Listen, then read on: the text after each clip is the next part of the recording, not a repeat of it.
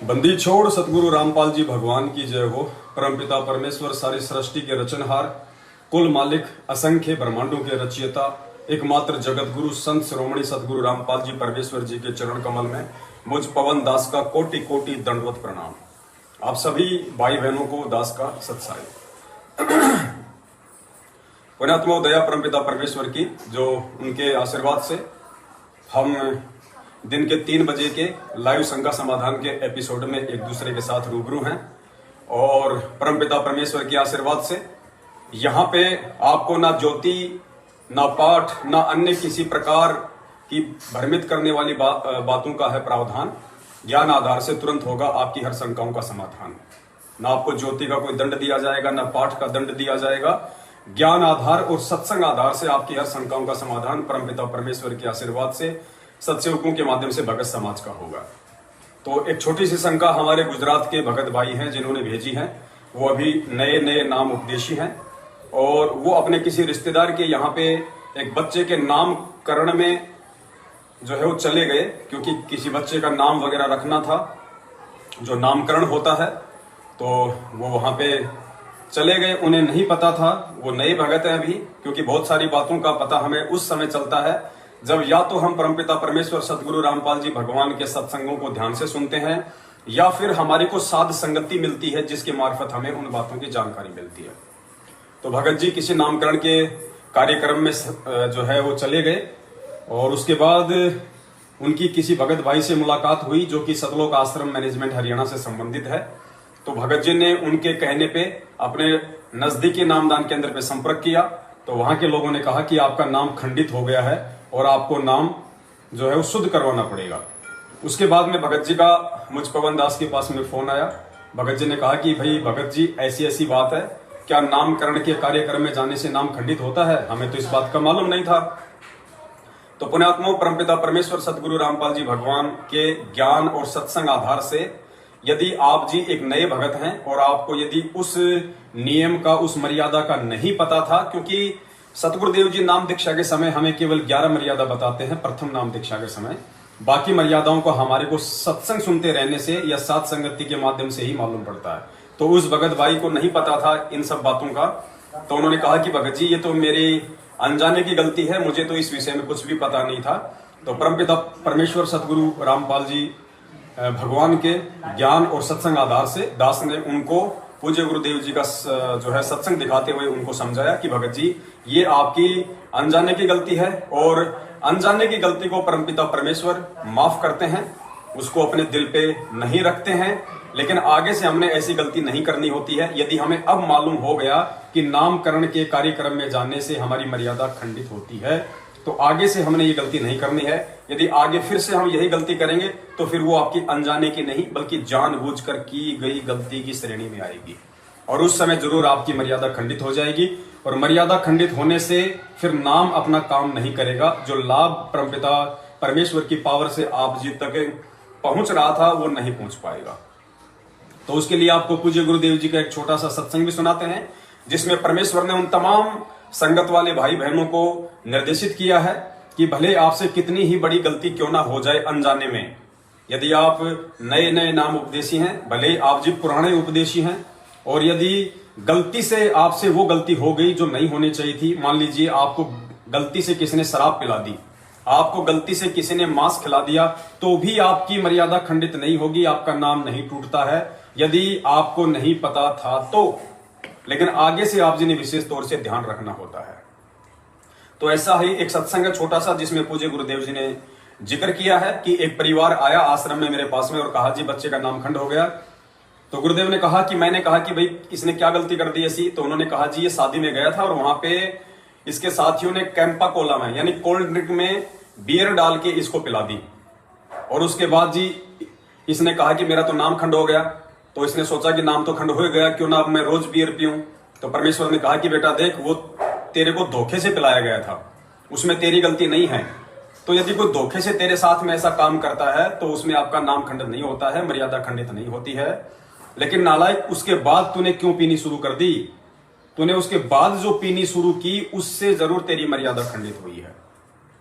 तो सुनिए परमपिता परमेश्वर का सत्संग। और पुण्यात्माओं, हमें किसी भी व्यक्ति के बहकावे में नहीं आना है, चाहे कोई नामदान संचालक हो, चाहे कोई स्टेट कोऑर्डिनेटर हो, चाहे कोऑर्डिनेटर हो, चाहे सतगुरुदेव जी का कलयुगी परिवार हो। हमने केवल अपने परमपिता परमेश्वर सतगुरु रामपाल जी भगवान के अनमोल सत्संगों को आधार बना के चलना है।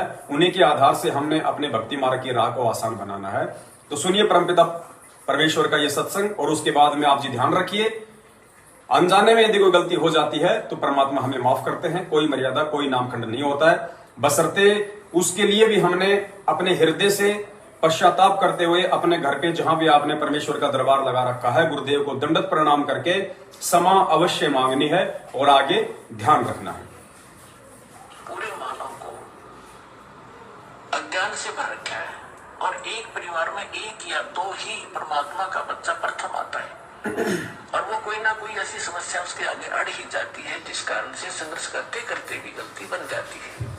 तो फिर उसके लिए बताया जाता दोबारा उपदेश ले और आगे भगवान को याद करके और मर्यादाएं खंड नहीं करना, नहीं तो भक्ति नहीं चलेगी। तो एक दो बार आपको ये ऑप्शन दिया गया है और आप इसको फिर दोबारा ले लीजिए मंत्र, आप फिर स्टार्ट हो जाएंगे।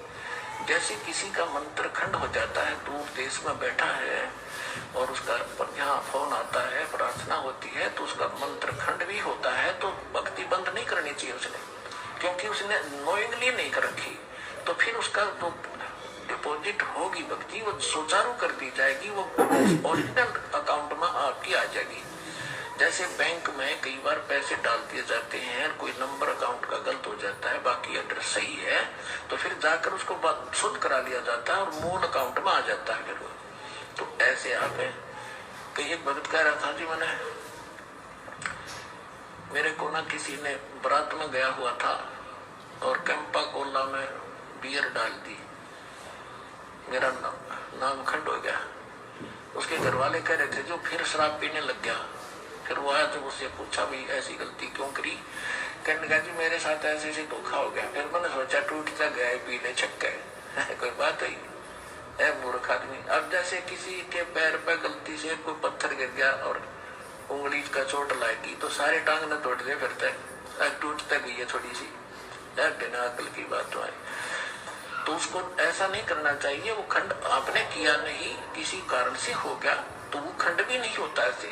अगर किसी ने आपके साथ धोखा किया है तो आपका नाम खंडित नहीं हुआ, फिर भी शंका बनी है तो सुचारू करवा लीजिए, वो दिक्कत नहीं। और भक्ति नहीं छोड़नी चाहिए, वो करती रहनी चाहिए। किसी भी कारण से खंडित हो भी गया है, साधना करते रहिए, लेकिन इस उद्देश्य से कि फिर माफी मांगूंगा। तो पुण्यात्मा, उम्मीद करता हूं आपकी छोटी सी शंका का समाधान हो गया होगा। आपने किसी के भी चक्कर में नहीं पड़ना है, सिर्फ अपने पूज्य गुरुदेव जी के ज्ञान को आधार बनाना है। और गुरुदेव ने तो यहां तक बोल दिया, यदि जानबूझ के भी आपकी कोई मर्यादा खंडित हो गई है तो भी आपने मंत्र का जाप करना नहीं छोड़ना चाहिए। जैसा कि सतलोक आश्रम मैनेजमेंट हरियाणा वाले कह देते हैं कि भगत जी तेरा तो सतनाम जो है वो खंड हो गया है और तुझे फिर से प्रथम नाम लेना पड़ेगा और 2 महीने तक आपको सतनाम का जाप नहीं करना है। तो ये उनकी महामूर्खता है, उनकी छोटी सोच है, उनकी अज्ञानता है। काल भगवान की यही सूक्ष्म चाल है कि ये आत्मा किसी भी तरह से सतनाम का जाप ना कर पाए। तो पुण्यात्माओं, जिन भगत भाई बहनों से अनजाने में कोई गलती हो जाती है तो उनको अपने दिल पे इस तरह से जो है नहीं लेनी है और उनको अपने परमपिता परमेश्वर की भक्ति को सुचारू रूप से करते रहना है। और यदि जानबूझ के या मजबूरी में भी किसी की कोई मर्यादा टूट जाती है तो उनको जब तक वे पूज्य गुरुदेव जी के सामने जाके या फिर ज्ञान आधार से अपने घर से मालिक को दंडवत प्रणाम करके क्षमा याचना ना कर लें, तब तक उनको भक्ति नहीं छोड़नी चाहिए। मंत्र का जाप उनको कंटिन्यू रखना चाहिए। गुरुदेव ने बताया जैसे आप अपनी गलती को स्वीकार कर लेते हैं और आपको परमात्मा माफ कर देते हैं, आपकी सारी भक्ति जो थी वापस आपके मैन अकाउंट में जमा हो जाती है। तो पुण्यात्माओं, ये ज्ञान आधार की भक्ति है। हमने किसी भी कोऑर्डिनेटर को, किसी भी नामदान संचालक को या किसी भी बड़े समझे जाने वाले भगत को आधार नहीं बनाना चाहिए। हमने केवल अपने परमपिता परमेश्वर सतगुरु रामपाल जी भगवान के तत्व ज्ञान को आधार बनाना चाहिए। उसके लिए दास निवेदन करेगा, ज्यादा से ज्यादा परमात्मा के सत्संग सुनिए और साध संगति के प्रोग्राम को ज्यादा से ज्यादा अटेंड कीजिए। अब मिलते हैं शाम को 6 बजे लाइव शंका समाधान व साध संगति के नेक्स्ट एपिसोड में। तब तक के लिए वीडियो को आप जी शेयर कीजिए। फेसबुक पेज शंका समाधान विद पवन दास को जो है आप जी फॉलो कीजिए और शंका समाधान विद पवन दास के नाम से जो यूट्यूब का चैनल है, आप जी उसको सब्सक्राइब कीजिए। बंदी छोड़ सतगुरु रामपाल जी परमेश्वर की जय हो। सत साहेब।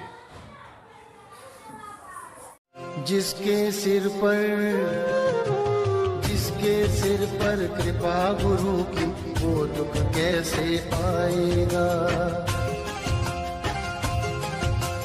जिसके सिर पर कृपा गुरु की, वो दुख कैसे पाएगा।